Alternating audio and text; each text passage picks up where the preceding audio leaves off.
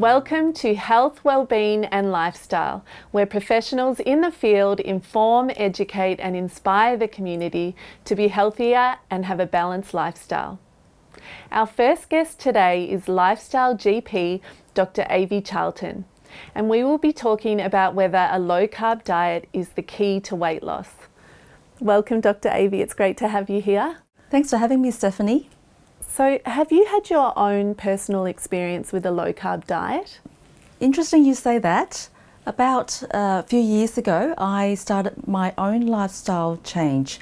I wanted to lose some fat. I joined a gym and I participated in an 8-week body transformation challenge.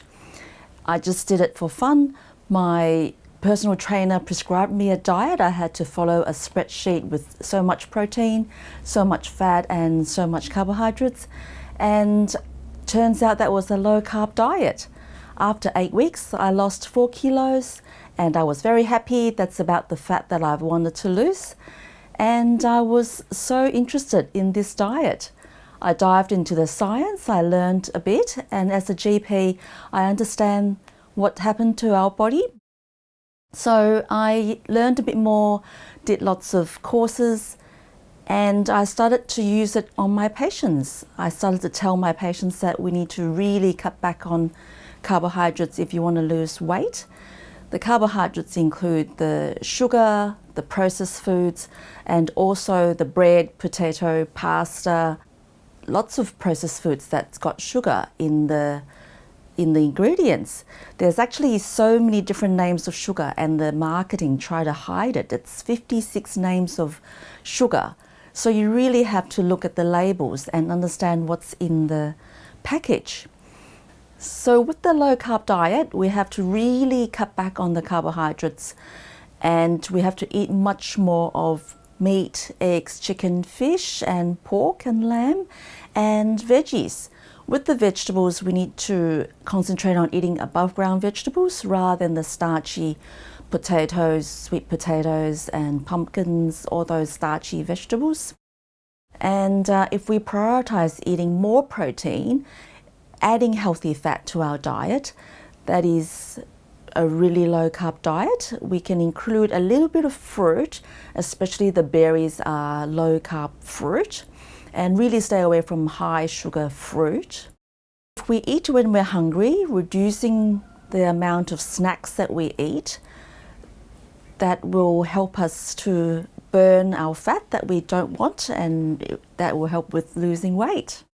A standard Australian diet or standard American diet is usually 200 to up to 500 grams of carbohydrates a day, especially when you eat cereal and oats and bread and then desserts and sugar and maybe some snacking on some chocolate. So a low carb diet is usually below 50 to 100 gram a day. And there's also variations called ketogenic diet, which is even less, like less than 20 gram of carbohydrates a day. So going on a low carb diet is dramatically reducing your carbohydrate intake, and we can teach our body to not burn the glucose that we eat, and we can start to burn the fat that we want to get rid of. Quite often doing that, we can reduce our bloating, our bowel gets better, and we can reduce our belly fat. We can feel better, feel more energy and feel more vibrant, and we can deal with our day-to-day stresses better. So with more meat in the diet, I think we sometimes think there'll be an increase in cholesterol levels. Is that the case? Yeah, a lot of people are worried about eating too much fat, too much meat will increase your total cholesterol.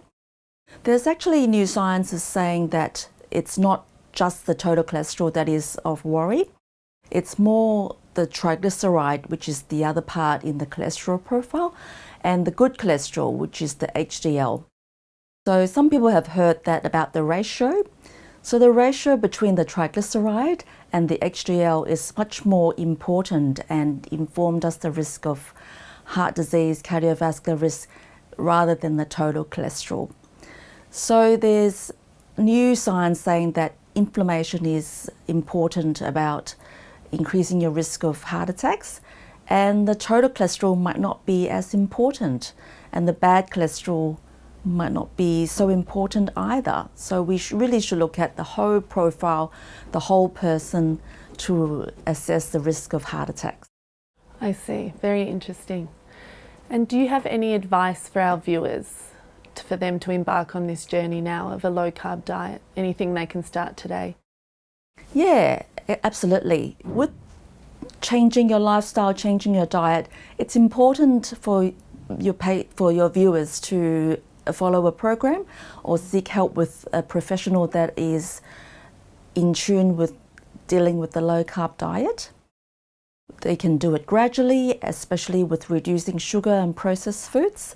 Nobody should be eating too much sugar and processed foods. It's highly inflammatory, it damages your health, and it's highly addictive.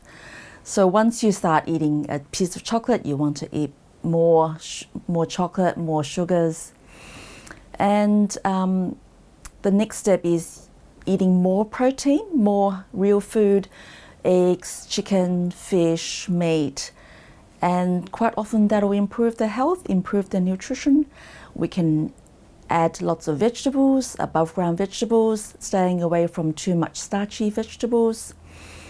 And we can learn to read food labels. Don't eat too much processed foods and chemicals, numbers. And read the really fine prints of the food labels. And doing that, they can follow a program, learn to how to improve their life, and quite often losing weight, and people will feel much more energy. They can think better, feel better in themselves, less bloated, reduce the risk of chronic diseases like metabolic syndrome, diabetes, and even Alzheimer's disease, cancer, inflammation, aches and pains. So adopting a low-carb diet can have tremendous health benefits. Now lots of studies showing that is the case. Wow, it sounds incredible. Thank you for all of that information. Thank you. If you would like to learn more about a low-carb diet for weight loss and Dr. Avi Charlton, please visit her webpage on our website, healthwellbeingandlifestyle.com.au. And after the break, we will be back with another interesting guest and another interesting topic. Stay tuned. After the break, psychic medium and author Anthony Kilner will be talking about how ghost investigations work.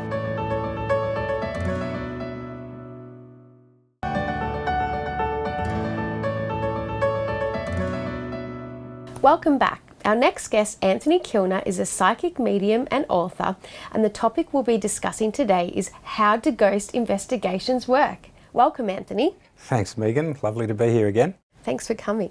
So, what is a ghost? Right, so what is a ghost? Ghosts are really interesting things because we're talking about the spirit world. Now, there are a lot of people that say ghosts don't exist and that it's something else. However, as a medium, I'm going to believe that ghosts exist. And so we have different types of ghosts. So we have our ghost that's a typical ghost that's stuck somewhere, that haunts a house or a building, and they haven't moved on and they're just stuck there. And an etheric being, as I would refer to them as, is a being that when you talk to them, they will interact with you.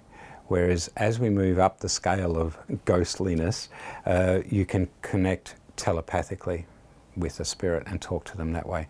But most of our hauntings and most of the stuff really involves what we call etheric beings or beings that are just stuck here. Now, when we go up the levels, we meet other spirit beings, and they're not necessarily what we call ghosts, because ghosts are all about haunting and causing trouble and moving things. But our spirit people can move things too. If mum or dad or someone in the spirit world wants to move your keys or put a picture down at home, they're not doing it out of nastiness, they're doing it out of a sense of fun. So there are good spirits and then there are some not so good spirits. The underlying thing about ghosts and ghost investigations and things like that we do is to try and work out, okay, what is the spirit in the space, right? What do we need to do to help them, and how do we do that? And the main thing is 9 times out of 10, a spirit that's stuck here is a spirit that has a message that hasn't come through. And so our job as the medium is to help them. The main thing is we've got to give the ghost a choice. So we go in there, we connect up to what's in the space. Okay, yes, we've got, little Johnny is the spirit here. And so we help them get energy. And by getting energy, it means talking and communicating with them. And then that helps them to then make a choice to move on for their best and highest good. And the thing I love about ghosts is they've got personalities. Now, they might be angry and they might be doing stuff that's not nice. However, they've got a personality. They can react to you. The other thing is understanding that people quite often say they've got a ghost and it's haunting them or it's scaring them. The difference between how it feels, does it scare you or does it make you, okay, yeah, I know who it is and I know what they're doing. If that's the case, you don't need to do anything. It's when things start to get a bit nastier than that you've got to maybe get somebody in to help you to understand what's going on in that space. So that sort of leads us into the next question. What is a ghost investigation? The objective of any investigation is to let's be skeptical and say, if there's a ghost here, what is it? And then disprove everything else around it. So if you're hearing a door knocking or something like that, go around, see if there's an open window, see if there's wind coming in that's going to make that door rattle. All right, so you disprove everything else around, and a good investigation team is going to come in and they're going to do that. They're going to look at everything, they're not going to jump at shadows, they're going to use meters, they're going to use whatever they've got to work out what is in the space. What I find really interesting is when you disprove everything, then you can only be left with, it's come from a ghost. So in my world, an investigation is you go in, be open to what you receive, test out the theory, look at what's happening, and then when all the boxes are ticked, you can say, right, well, this is the spirit I've got, this is what they look like, this is what they're telling me. You connect up and you talk to them, just like you would any other spirit. And from that information, then you go away and check that it's accurate. Anthony, do you have a good story to share? I do. I have a lot of stories because I've been doing it for quite a while. However, probably the best story is one where I met a spirit called Marianne. Now, she was what we call a corporal being, in that she could come and go at will. She wasn't stuck anywhere. And I met her at a mansion and one night, and I got a sense of her being there. She was about 13 years old. She had polio. She was alive here in Victoria in the sort of early 1800s. And she just had this really lovely presence about her. However, she was really quite scared of some of the other people on our team. And I went into the room that she stayed in. She told me about staying there.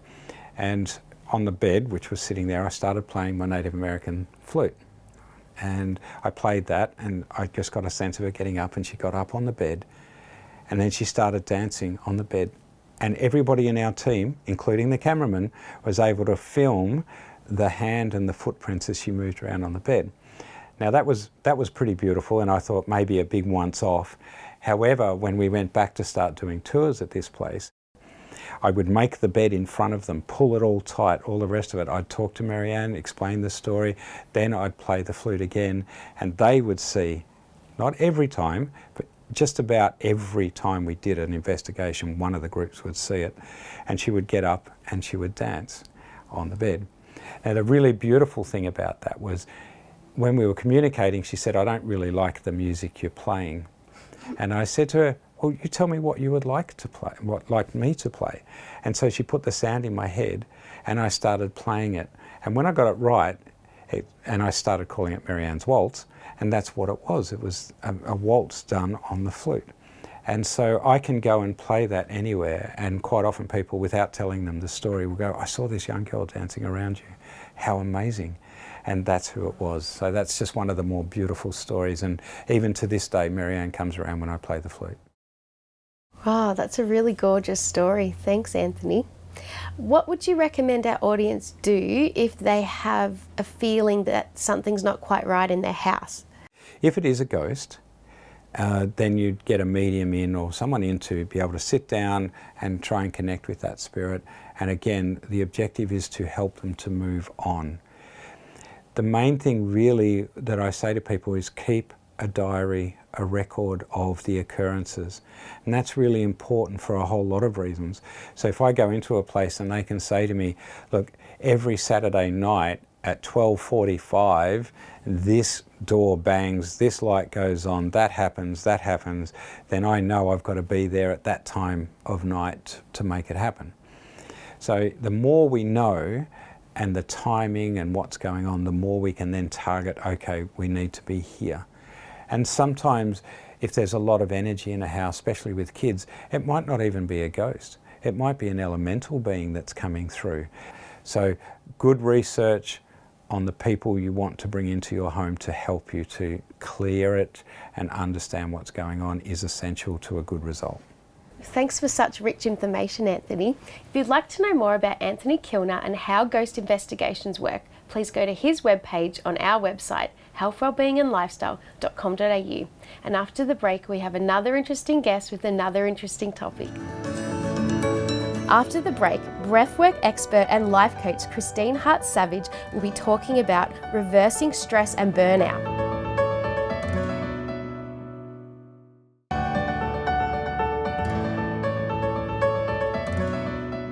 Welcome back. And our next guest is breathwork and life coach Christine Hart-Savage, and the topic we'll be discussing today is reversing stress and burnout. Welcome, Christine. Thank you for having me again, Megan. Christine, can you describe stress and burnout for us?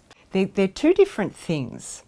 So stress is something that builds up inside your body.